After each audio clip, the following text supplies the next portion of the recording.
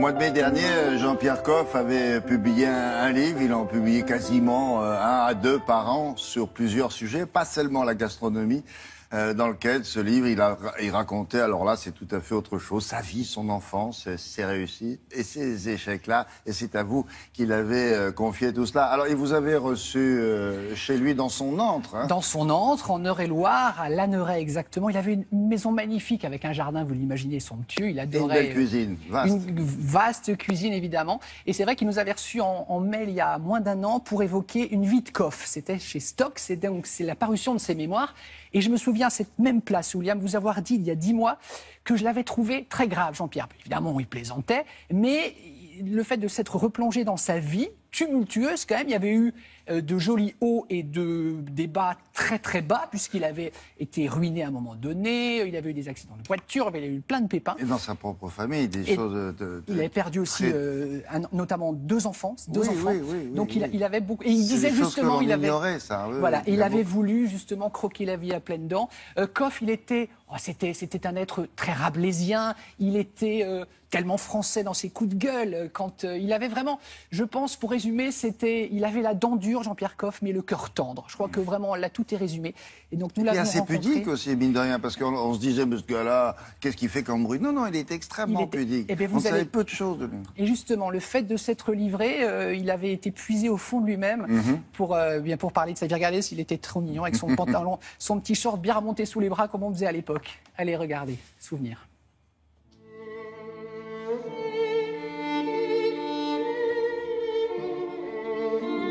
Bonjour Jean-Pierre. Bonjour. Comment vous qualifieriez votre enfance?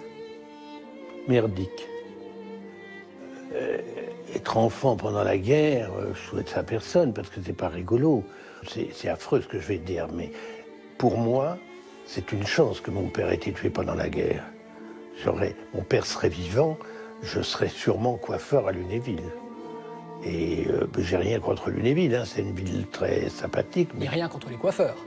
Non, quoique maintenant, je vous avoue que j'ai moins recours à leur pratique, mais bon.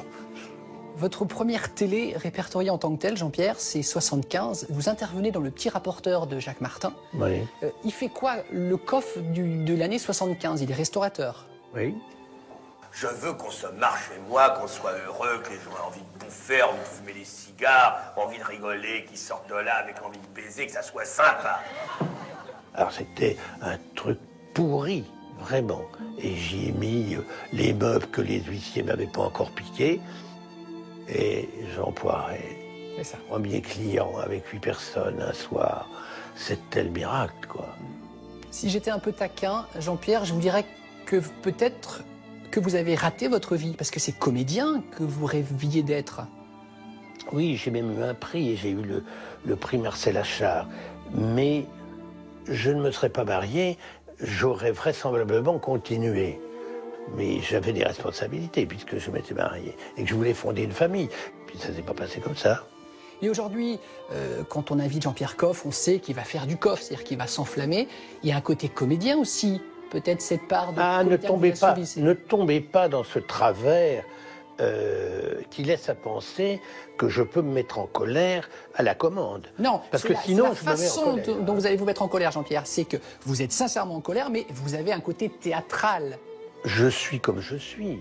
La pizza, faut que la pâte soit cuite d'abord. Alors, je sais pas si vous avez déjà vu ça, mais moi, j'ai pas envie de manger ce truc-là. Qu'est-ce que vous voulez? Regardez ça. La pâte est pas cuite. Et vous avez vu regardez-moi. Vous avez vu dans quel état? Vous appelez ça du fromage, vous?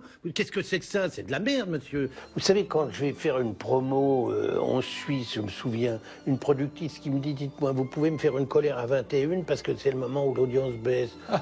Ben non, je peux pas. On a marre que plus personne ne se parle. Qu'est-ce que c'est que cette idée de bouffer tout seul devant sa télé? C'est quand même une idée de con, merde.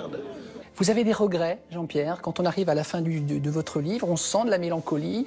Comment voulez-vous qu'on ne soit pas mélancolique quand on a 77 ans, qu'on ne pense qu'à l'avenir et qu'on se dit que ça va se terminer? Vous savez, quand on a eu plusieurs infarctus, un triple pontage, un AVC, toutes les conneries qui peuvent arriver quand vraiment ça va mal, on se dit qu'à un moment donné, la grande faucheuse va quand même bien vous avoir.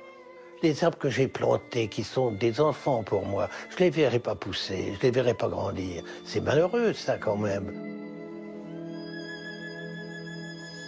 Bon, on va quand même boire un coup et manger ensemble. Ah ben si vous voulez, oui. Volontiers, c'est prêt en tout cas. Merci Jean-Pierre. Je vous en prie. Merci beaucoup.